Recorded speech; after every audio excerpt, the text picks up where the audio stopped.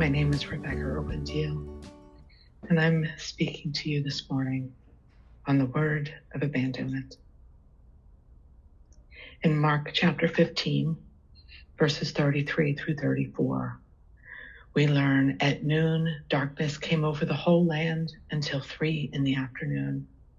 And at 3 o'clock, Jesus cried out in a loud voice, Eloi, Eloi, lema sabachthani, which is translated, my God, why have you forsaken me?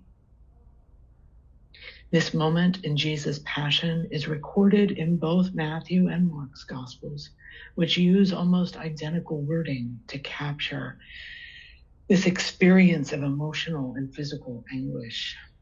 They document the actual words of Jesus himself in Aramaic, in addition to providing a translation for their Greek-speaking audience. We have it in English. The phrase is quoted from Psalm 22, which begins with the same lament. My God, why have you forsaken me? Why are you so far from helping me? From the words of my groaning.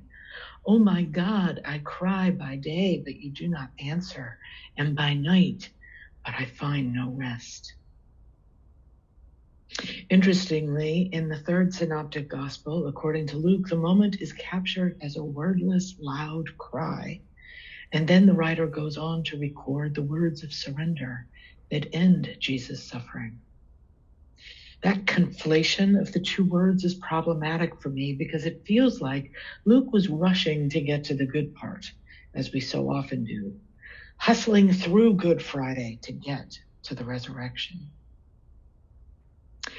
We need real courage to be still and acknowledge our own experiences of divine abandonment.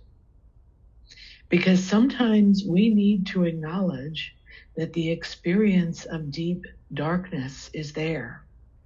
We have to remain there because usually we don't have a choice. Deep suffering is rarely fleeting. Now, when I say deep suffering, I'm not talking about the routine trials of Alexander's terrible, horrible, no good, very bad day. You know, when you wake up late, burn your toast, spill your coffee, step in something on your way out the door, narrowly avoid a fender bender, only to discover that the early meeting you rushed for has been canceled. I'm not talking about those kinds of mundane mishaps, even though they can pile up on you, making you want to move to Australia. No, I'm talking about the kind of suffering that goes deeper than your marrow, that abides with you, leaching color from your days, eroding your joy, suffocating your very breath and being. I'm talking about suffering caused by a debilitating diagnosis, unrelenting symptoms, traumatic violence. I'm talking about anguish from a ruptured relationship on the ocean of grief that weighs you down and drags you under. I hope that you have never known such agony. You wouldn't wish it on your worst enemy. But if you have been spared an experience of such deep suffering, I wonder if it might be difficult to fully apprehend and grasp the agony of spiritual forsakenness. That's why I resist Luke's account and, frankly, too many Good Friday sermons that rush too quickly to end the suffering and get to the resurrection. I respect that Matthew and Mark give voice to the lament. Lament is a powerful spiritual resource. In the presence of suffering too deep for words, loud and ugly lament may sustain in the sufferer a fighting spirit. It empowers us to protest the pain, to rail against injustice, to proclaim the loss. It gives us some semblance of agency when our world spins out of control. Jesus' word of abandonment erupts from his real pain, from the spiritual anguish arising from physical and emotional trauma. It gives voice to his broken humanity and directs a lament toward the one who could and should intervene, right? This word of abandonment is rooted in an experience of God's betrayal, that the one who's supposed to save has apparently withdrawn the protection of divine presence. Jesus draws on all his remaining strength and breath to recite just one agonizing question. My God, why have you forsaken me?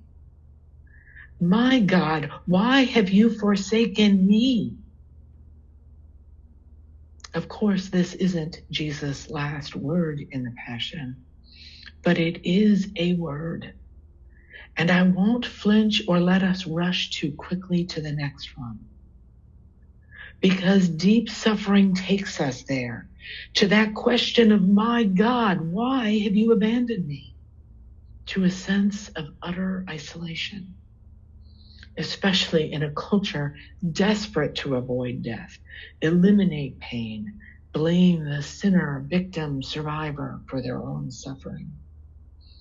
Even the church tends to focus on a different psalm, the one that hastens to assure us weeping lasts for a night, but joy comes in the morning.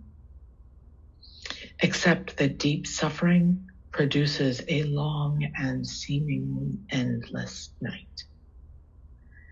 Each minute of those 3 hours on the cross must have felt like eternity to Jesus. That's why I can't help wondering if Jesus' own feeling of abandonment by God is what inspired what is Jesus' last word, his post-resurrection promise to his disciples and friends. Behold, I am with you always, even to the end of the age. If there is any good news in a word of abandonment, in an experience of forsakenness, it is this: that an experience of such deep suffering can create a fierce commitment in us to be present for others when they raise their own lament. I am with you, even when it feels like God's own Spirit is absent. I will be that presence, that body of Christ, until your spirit revives and reconnects with the holy.